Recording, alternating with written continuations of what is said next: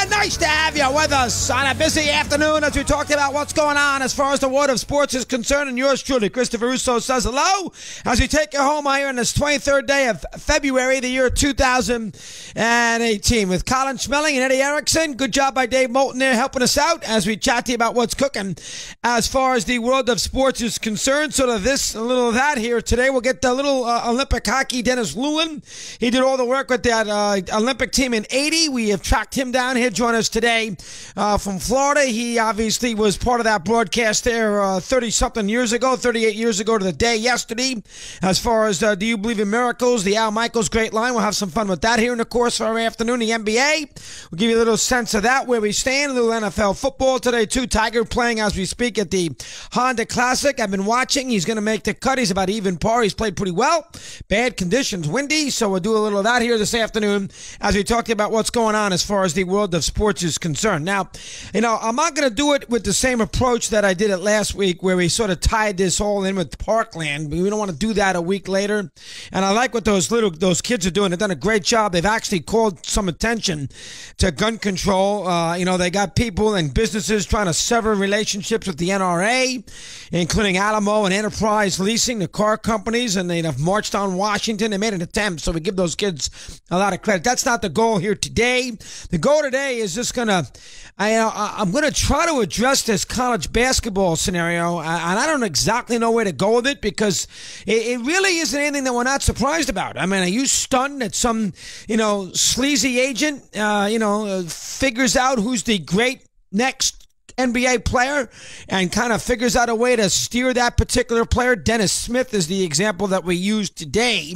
He with the Mavericks, NC State, got 70-something thousand. Are you surprised that these agents hover around these AAU tournaments and find a great high school basketball player, which there are plenty of, and then figure out a way? Now, whether the colleges know or not, who knows, but figure out a way to get these kids to a specific college for their 1 year. Smith only played 1 year. Isaiah Whitehead, Seton Hall, I don't think he played more than a couple.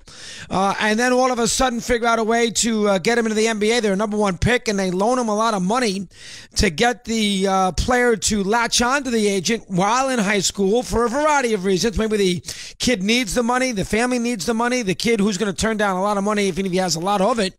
And then he gets paid back from the kid once he signs his NBA contract. That seems to be the latest development as far as the college athletics are concerned. Mark Emmett, the NCAA president, who to me is a complete fraud.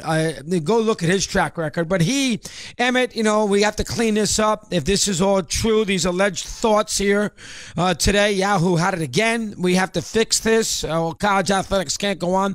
Hey, the bottom line is, when you have great athletes, especially in basketball, where you can all of a sudden become the one player can A, help a program, B, be drafted in the lottery and then make a ton of money, and play only the 1 year in college. See, the football player can't only play 1 year. He's got to play more. He's got to play 3 years. It's a little different for the football player, so it's a long time before the agent get his money back in football, because who knows? He gives a guy or some high school kids, $100,000 to go play at a certain university in football, and then a kid, has a catastrophic injury and doesn't get his money back. So I don't know if it's as prevalent in football as it is in college basketball, where the kid only has to go 1 year instead of 3, gets the money from the agent, and then he can go to school for 4 months, play 30 games, lead the nation in scoring, and then leave school, go to the draft, go to the combines, go to all the little camps, and all of a sudden turn out to be a guy who is going to be a top 7 or a top 8 or even better than that pick,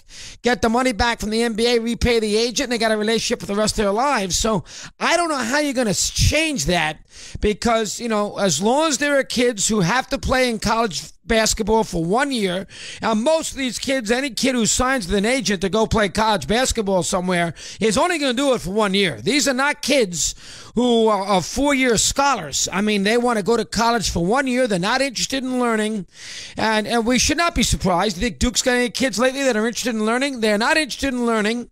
They are interested in getting into college and getting into that as quickly as we can, playing for the big crowds and maybe have an opportunity to win an NCAA championship. Get out of school in April, do their thing, do their thing, do their thing, do their little thing, and then away they go. As far as I love that ad, do your thing. I mean, and then all of a sudden, go become an NBA player, go play in a summer league somewhere, and away you go. I mean, I don't know what else I need to tell you as far as the drama is concerned with these reports that have been bouncing around Yahoo for a long time. The FBI seems to want to pat itself on the back. Look at us. Look what we've uncovered. Blah, blah, blah. What do you mean uncovered? This has been going on for 100 years. I don't think anybody's that shocked that some, phenom who's 17 years of age who, can play in the NBA in 2 years, even play in the NBA right away if he wanted to. Obviously, now you can't with the 1 year requirement in college.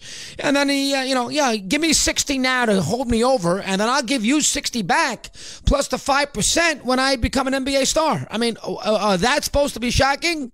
I mean, you want to tell me that certain colleges will steer away from these kind of kids? Well, listen, if Duke is named as maybe one of the schools that has a couple of these kids who make these deals with these agents, nothing's sacred. That's Duke. No, I'd be shocked if Krzyzewski knew about this and that somehow he recruited a kid who's got a lengthy relationship with a sleazy agent.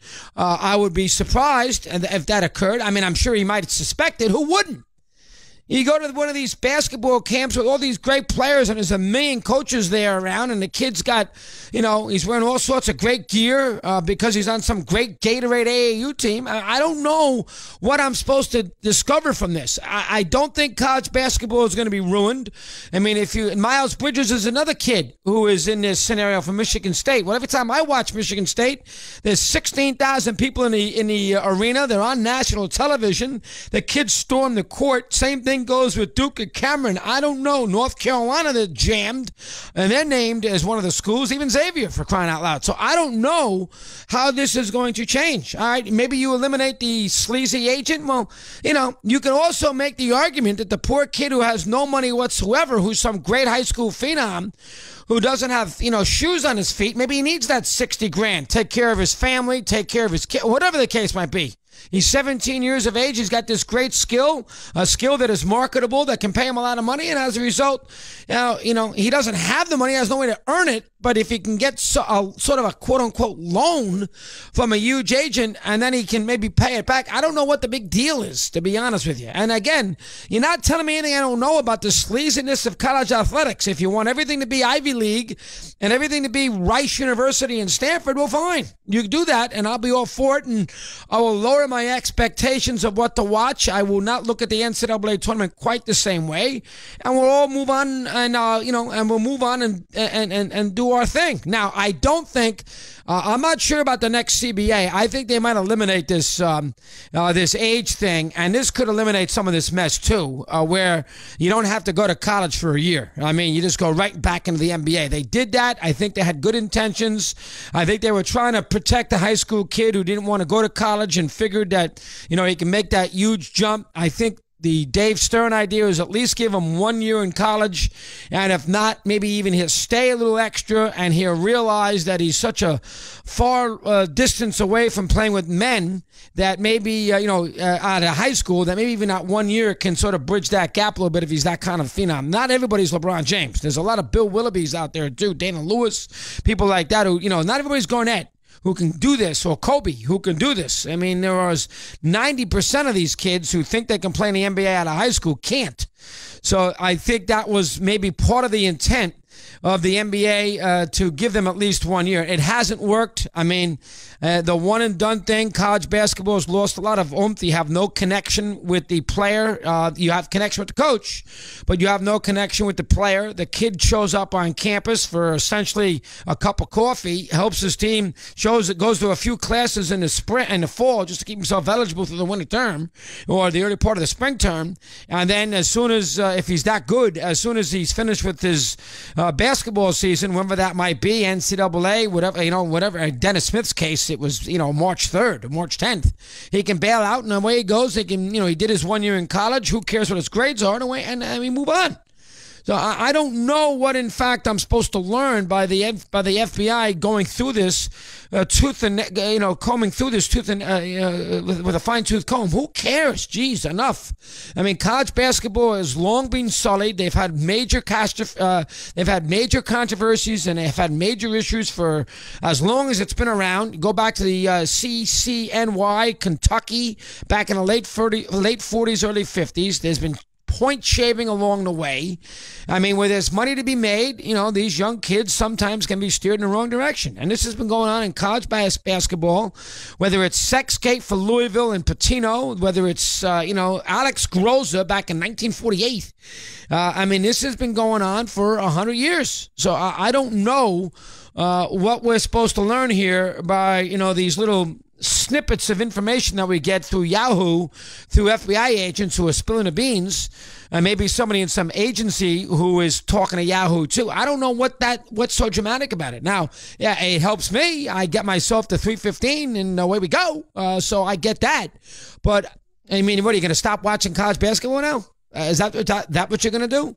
When Selection Sunday comes, March 11th, which is the only big sports day that we have, unless you're wrapped up in the Olympics, the only big sports day that we have between Super Bowl Sunday, and basically middle of early spring is that Sunday at the March 11th, and then the tournament those 2 or 3 days after, especially that 1 week. That's phenomenal. College basketball really, to me, in a lot of ways is from March 4th to March 18th. I mean, I know that sounds crazy, but that to me is really when it's a heyday. When, you look at the teams who cannot make the tournament. You look at one-bid conferences and those dramatic games, for the Vermonts of the world, that making the tournament means everything.